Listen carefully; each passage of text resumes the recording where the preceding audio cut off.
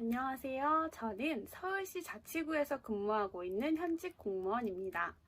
제가 서울시 공무원으로 근무한 지는 7년 정도 되었고요. 현재는 자치구에서 근무하고 있습니다. 오늘은 공시 수험생분들을 위해서 현직 생활에 관한 사항부터 수험 관련 사항까지 여러 가지를 알려드리려고 하는데요. 현직 생활에 관한 사항을 먼저 말씀드리고 수험 관련 사항에 관해서도 말씀드리도록 하겠습니다. 자, 첫 번째 질문. 실제로 민원 업무가 많나요?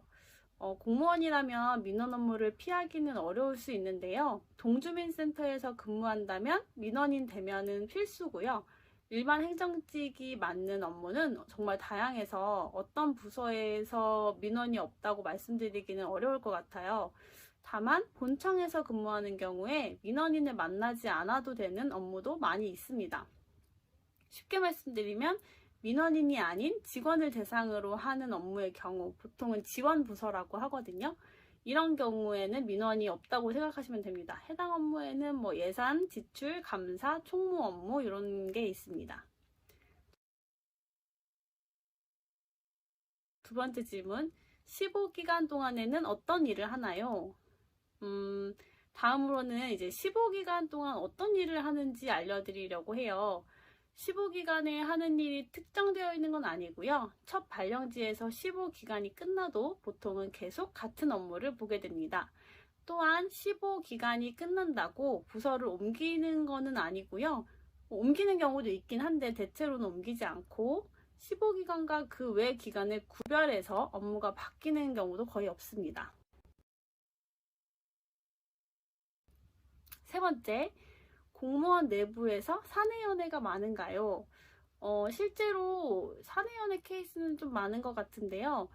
같은 자치구 내에서 연애뿐만 아니라 결혼을 하는 경우도 많이 있습니다.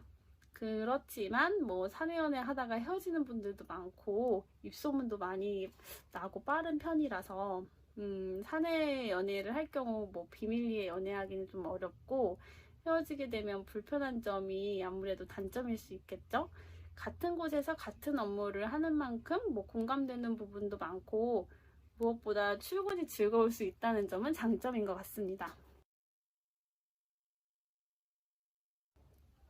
네 번째, 공무원 출근 복장이 궁금합니다. 염색이나 타투도 가능한가요?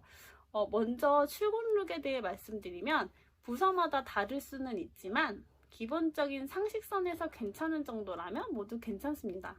정장까지는 아니더라도 조금은 신경 써서 깔끔하게 입고 가시면 되고 대부분은 편하게 입으시는 편인 것 같고요. 너무 노출이 심하거나 지저분하거나 트레이닝복 이런 거는 조금 이런 너무 편한 복장이 아니면 괜찮을 것 같아요. 구청 출근의 경우에는 주민센터보다는 조금 더 깔끔하고 사무적으로 입는 편이긴 합니다. 염색도 금지하는 분위기는 아니지만 과도한 탈색이나 지나치게 튀는 색은 조금 그렇겠죠? 타투 또한 조그맣게 새긴 타투는 아무도 신경 쓰지 않는 편인 것 같고 과한 거 아닌 이상은 특별한 제약은 없는 것 같아요. 다섯 번째, 수당을 포함해서 월급을 가장 많이 받는 달에는 월급 액수가 어느 정도 되는지 알 수 있을까요? 1월에 설수당이랑 정근수당이 들어오기 때문에 보통은 1월 월급이 제일 많은 편이고요. 8급 일행 5호봉 기준으로 설수당은 130만원, 정근수당은 70만원 정도를 받고 두 수당을 합치면 세후 200만원 정도가 됩니다. 세후 기본급 120만원과 복리후생비 33만 5천원, 그리고 초과수당까지 더해지면 월급이 더 많아지는데요. 복지 포인트도 1월에 충전되기 때문에 1월 봉급액이 상당하다고 할 수 있겠습니다. 1월 봉급액은 약 350만원 정도로 보시면 될 것 같아요. 여섯 번째, 최종 합격 발표 후 임용 전까지 과정에 대해 알려주세요. 최종 합격 발표 당일 합격 여부를 확인하고 채용 후보자 등록까지 하게 됩니다. 정해진 기간 내에 등록을 하지 않으면 임용 취소가 되니까 등록하는 것을 잊어버리시면 안 되고요. 이후에 임용 서류나 희망 근무지 제출을 하고 신체 검사를 받아야 합니다. 그 후에는 임용이 되었다는 연락이 올 때까지 기다리셔야 되는데요. 보통은 늦어도 6개월 이내는 임용이 됩니다. 합격 후 임용 전까지의 시간은 다시 되돌아오지 않는 시간이니까 이 시간을 마음껏 즐기시길 바래요. 7번째, 직렬 선택이 고민인 초시생입니다. 직렬 선택 기준을 어떻게 정해야 할까요? 직렬 선택 기준에는 경쟁률, 과목 수, 과목 난이도, 직렬별 특성 이런 게 있을 텐데요. 직렬을 정하실 때는 각 직렬의 특성이나 그리고 업무 등을 먼저 파악하시는 게 제일 중요할 것 같고, 자신한테 제일 잘 맞는 직렬을 선택하는 게 최우선 제일 중요할 것 같아요.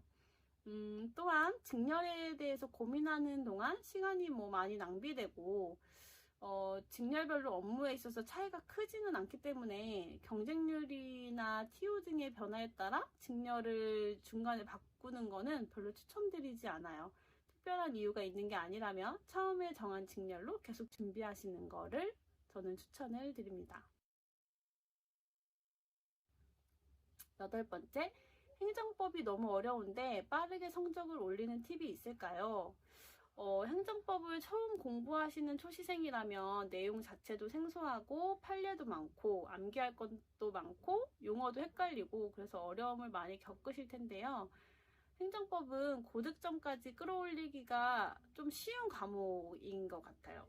실제 시험장에서 그리고 시험 시간을 제일 세이브할 수 있는 효자 과목이기도 하고요.